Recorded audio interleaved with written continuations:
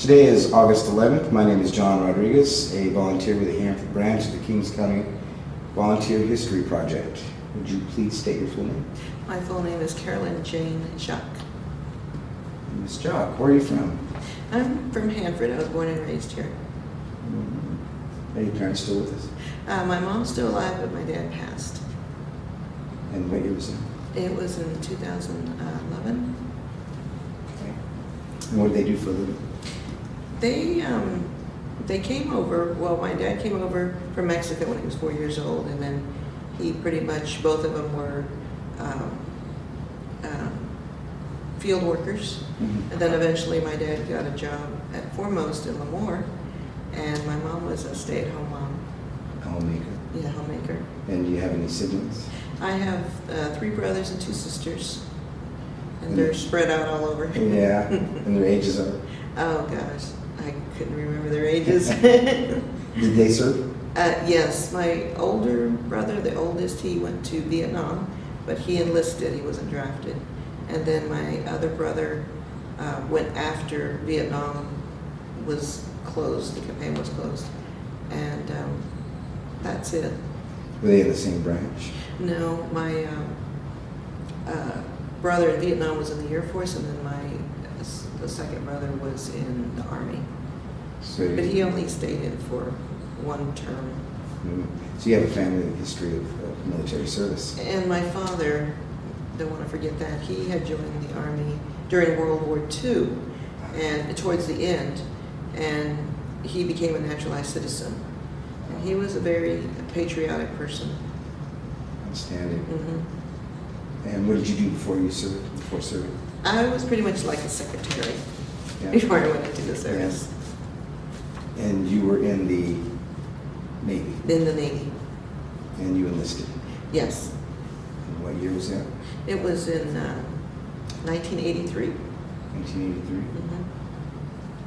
And what inspired your choice of branch? Well, initially I went in to get the educational benefits, and I decided the Navy because I was here in Hanford and Lemoore is just down the road, and I was familiar with the Navy, so I thought I'll go ahead and go in. Yeah. And let's talk about the boot camp experience. How was that? The boot camp is going to be different for me because usually a lot of people go in when they're right out of the high school or such, but I was like about 27 years old. So it was more of like it wasn't hard. It was, I had already pretty much matured, and sometimes I'd find myself laughing, and it was just something, a period I went through. Yeah. You know, they try to intimidate you. They want to break you down. But if you go in and you're already had more life experiences, then it was just something to go through. Mm-hmm. And how were those first few days? It was hard. I think probably for me it was getting up so early in the morning, constant physical thing. They had you marching, drilling, exercising. And there was a little bit of school here and there. And then it was humid. I was at Orlando, so I had to get used to that compared to California. How long were you in Orlando? It was about 16 weeks, so it was humid. And yeah, let's talk a little bit more about that, about adjusting to military life.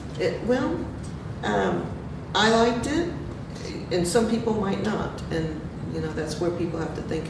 When you're in the military, they're pretty much telling you what to do, where to go, what time, when to do it. And then, so when I first went into the military, I liked that though.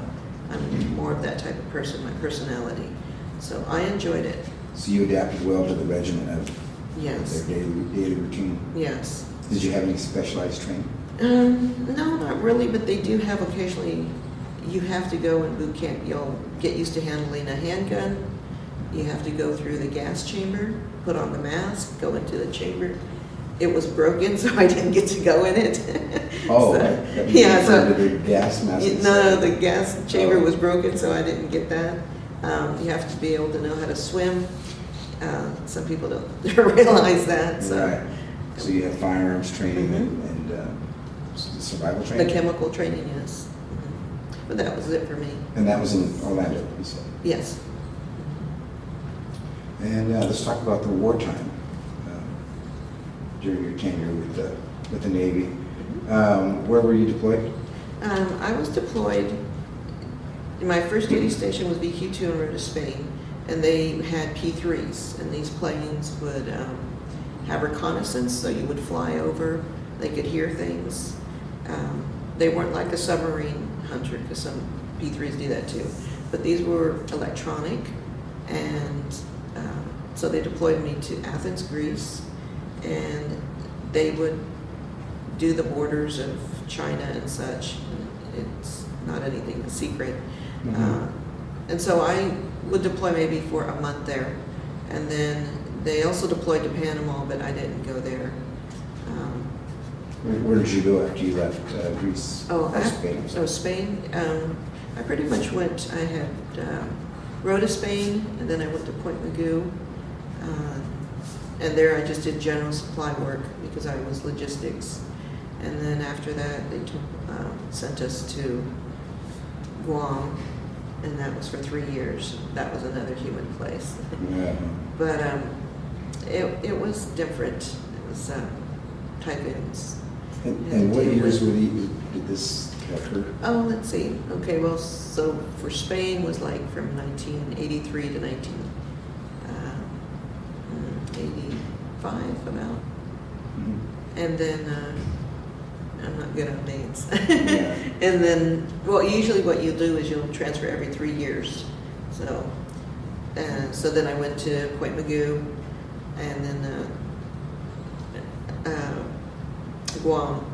I'm kind of fuzzy on the dates. So, and then after that it was Pensacola, NAS Pensacola, and then after that it was NAS Whidbey. So that was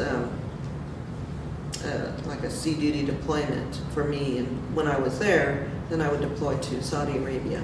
But that was just, it wasn't a regular thing. It was just to set up a unit there, and it was near Riyadh. I did the first deployment for 6 months in Saudi, and then I went back for 2 months, and then I went back for 1 month. So they had you moving around. Yeah.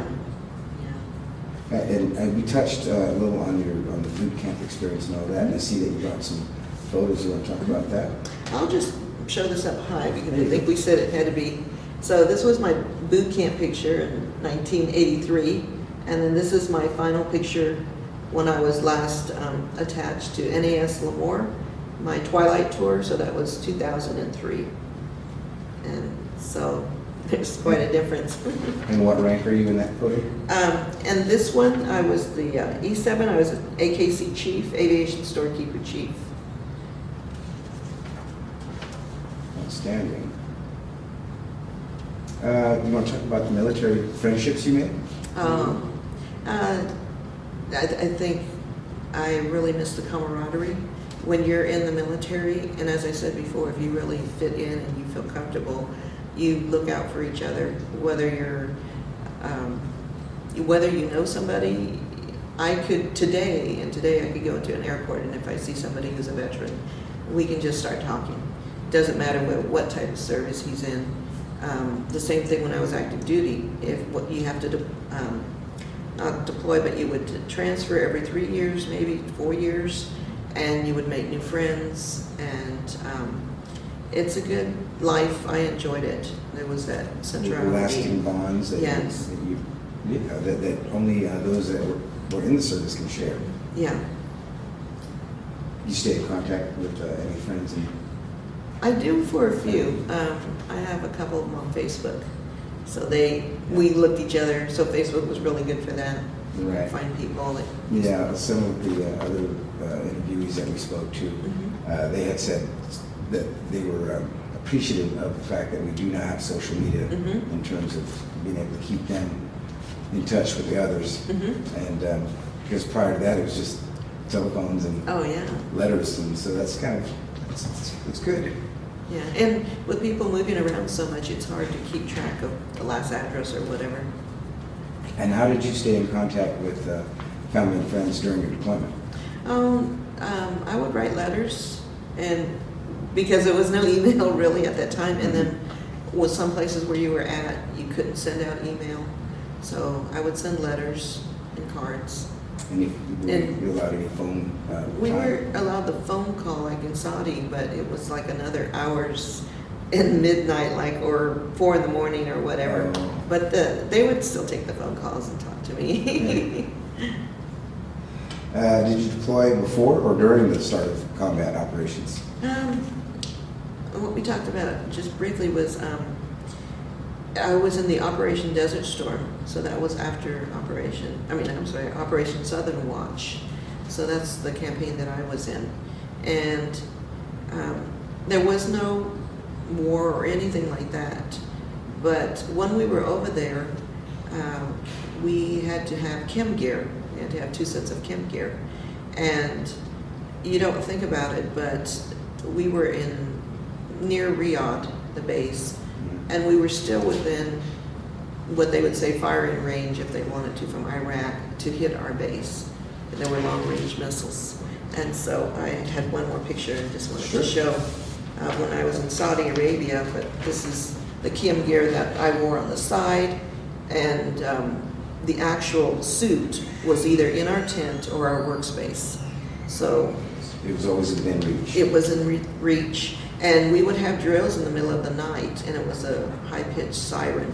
And I remember 2 of them, and it woke me up out of sleep. You have to get up, you have to get your bags, and you have to go run to where the camouflage is and the bunkers. And it's just the thought, nothing ever happened, but it still makes you think. Those noises, so when we had the sirens go off, sometimes I'll hear sirens, once in a while, and I just remembered that. And then I started thinking of the Vietnam veterans and the fireworks, things that they had to go through. And it's a different thing when you're in a foreign country, totally different thing. And people, I respect them, and I understand now what they go through now. We do have so many freedoms here that we sometimes overlook. Mm-hmm. And like you said, with your experiences, just hearing sirens and or veterans dealing with PTSD during the 4th of July celebrations, those are things that we bring back that we don't always think about. So, hey, very good point that you brought up right there. Do you have any specific memories of your service? Let's see. I have quite a few. As far as just probably going overseas is things that really impacted me, because when you go to a different country, it's a good thing. I embraced all cultures and their food, but you also realize that you have a lot of benefits here that people don't realize. And I remember when I was in Athens, Greece, and I had to take a taxi. I was leaving the base to go somewhere else, so I was taking a taxi, and this was in about maybe 84. And I remember looking down the street and seeing the protesters burning an American flag, and they were Greek protesters. And it was at that time where when you go to a foreign country and you're an American, if you can speak a second language like Spanish, it's a good thing, and if you don't, then you just kind of lay low. But also, too, it got to a point, because it was an Air Force base, Helenikon, in Athens, Greece, and they ended up closing it because the terrorism started getting so bad they had to check each car that came in with a mirror and such. While I was there, they had bombed a bar that Americans frequent, and then they had bombed the front of the hotel, because we would stay in a hotel, and they bombed the front. It was like this little wishing well thing. They put a bomb there, and it just totally blew out the front windows. So this was early on in my military career, and that made an impact where I think 9/11, and I think of just so early in my military career, people don't realize when the terrorists come here, we're there deployed for a reason, and people don't care for it, but there's a reason for it. You're just doing your job. Yeah. Well, let's talk about that. Would you like to speak about you wounded or fallen comrades? I really didn't know, and well, at that time there was actually one person, and it was a young lady that I knew. She was an airman like I was, and she was in the bar at the time. And even though it wasn't in war, it still was to me a terrorist act. And they said that the water heater or something blew up, but she ended up, after research and they did an investigation, she ended up getting an award because it was an act of terrorism. But I really didn't know anybody personally, like, Operation Desert Storm or such. But during Vietnam War, when my brother went there, he wasn't on the ground. He didn't have a rifle, but he flew over where they were fighting, and their plane would drop supplies, and so they had to light up the sky. Well, when you light up the sky and there's a plane, they're going to fire at it. So he had that to deal with. But when he came home, he was different. But I was young enough, I didn't really understand. But he was different. Something changed. Yeah, something changed. Whatever he saw, he never really told my mom a lot of things. I don't know, what he had experienced, but just personality-wise, he's always been my big brother, but he was different. He was different personality-wise. So that affected me, and that's just something to think about.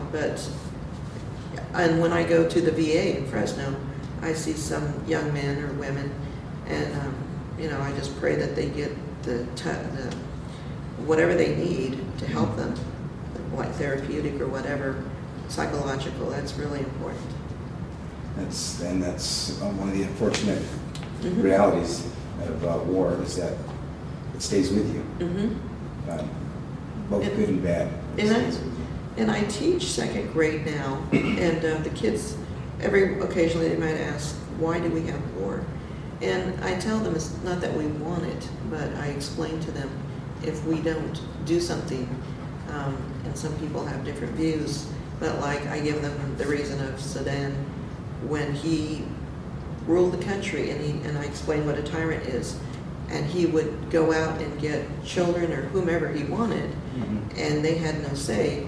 And I said, we went there to try to prevent that, to get him out of power.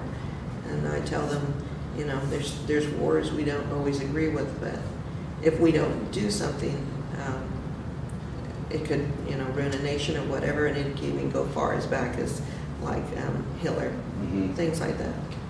Yeah, we do hold democracy in a high regard. Yes. And yeah. Well, let's talk about when the war ended, or when you started, when it started to dwindle down and you were coming home. Where were you when the war actually came to an end, or the conflict that you were part of? I got stationed in NAS Lemoore. That was my last duty station. It was right before I got out of the Navy. So. And that was, I'm sorry, that was in 20. Let's see, I came. It's about 1999, December, and then I retired in 2003 there. And I came back. I really, really wanted to come back to Lemoore because my dad had cancer. And I was like, I don't want to deploy. I don't want to go on the ship. I want to be, with my dad. So I decided to retire then. How was the homecoming? It was good. It was nice. Mom's cooking, homemade cooking, and it was nice to be with them and to see them, every day. And when you're stationed somewhere else, you rely on phone calls, pictures, whatever else. But I wanted to be in Hanford. Right, you wanted to be in physical proximity Yes, with the family. yes. Can you describe your readjustment to civilian life? It was really easy. I had decided to become a teacher when towards the end of my retirement to get out. So there was a lot of schooling, and because of the Navy and the military, I was able to have the educational benefits, which was really important. And so I became a teacher. I got my master's at the same time. And so also, as far as adjusting, you know, I was used to the routine. I was used to organization. I was used to doing certain things. It's a different way in the, you know, when you're in the school education, but I enjoyed getting out. I didn't have to deploy. It was freedom. You didn't have duty. So there's good in everything. So the military experience was beneficial towards you getting your, Oh, yes. furthering your education, and was that the GI Bill that you used? It was the GI Bill, and then currently, because I was still active duty when 9/11 occurred, they have a 9/11 GI Bill. So now I'm going back to get another master's. And where did you go to school? Right now I'm going to Fresno Pacific University, so I still have one more year. Yeah. Yeah. Do you stay in contact with fellow veterans? Well, the ones, like I said, through Facebook I do, and I want to like to go visit them. Some ones in Texas and others in Michigan. So it'll be nice to see them again. Social media. Yes. And how has military service affected your life? And what lessons or observations did you gather? Well, because I had stayed in so long, that part of my life, where I went, the people I met, the experiences, not just when I was in the service for my job, but I also would go on vacation. I went to different countries. I got to go what they call on leave, on vacation. So not only those deployed sites, but then on vacation I went to Australia, New Zealand, Japan, England, Australia, Austria, Germany, France, Portugal. So it just, I love to travel. So it was just something that it just was really good for me. I totally enjoyed it. Perks, I guess you Yeah. could say, of Mm-hmm. being active in the military, Navy especially. Yeah. And how have these experiences impacted your outlook on military service? Well, and that's one thing, military service from when I went in is different from today's military service. And I can't really speak of things that are going on today. I just heard that, you know, the pension is changing and Congress had changed some things. But overall, I still feel, obviously, you know, we need, you know, the young men and women to go into the service. It's beneficial. But I would definitely say there's some people that cannot adjust to the military life. And that's fine too, that's okay. Right. But it was, it's something like my second graders, and I taught third grade, some of them want to go now into the service because I tell them things and I let them know it's a lot of traveling. And then for young ladies, I said, if you have kids, you can't take them on the ship. You're going to have to give custody to someone. You know, your husband might be deployed somewhere else, but overall, it's still a good initial start. If they don't want to go in for the whole 20-30, that's fine, but it gives a lot of students a good chance. It provides the medical, the dental, and everything else. And it's just some, you know, need that. And, Right. and it's really good for them. And how would you say it's affected your outlook on war? Nobody supports war. I mean, as I mentioned before, there's a reason for it. If we can avoid it, that's good. But as far as, and that was ironically when you mentioned that, I was talking to somebody about 3 days ago, and they're like, they've never been in the service, and they're like, they were telling a student, no, you shouldn't go in because you might get killed because it'll put you in a war situation. And that's just part of life. I mean, something could happen to you and you're a civilian and you're serving your country. So, you know, there's that distinction there where if I had a son or daughter, if they made that choice, that's their decision. And I wouldn't tell them don't. I would say you have to decide what you want to do with your life. And you don't have to stay in, like I said. And as far as war is concerned, you know, that's just part of it. It's an unfortunate reality. Right. The times we live in. Right. The future generations will see this interview. What would you like them to know? Let's see. I would like to imagine if somebody was doing research that every veteran has a different story. During certain periods of, a World War II is going to have a different situation. Veterans from Vietnam, definitely Operation Desert Storm. But each person is an individual, and it's important to know that they're all separate and that you can't group and say, no, well, they're a veteran. Because everybody has individual personalities, different stories, different experiences. But overall, I've never met a veteran who wasn't proud that they weren't a veteran. Even those who are injured and lost their limbs or whatever, they're still proud. And, they did it for a reason, because it's like a silent, signal where democracy is here in the United States, but people take it for granted. And they don't understand, unless they've been overseas and seen some things, that, yes, there's problems, with America, but, I would defend it again. I would defend the United States again. And I think that's important that people realize freedom isn't free. Mm-hmm.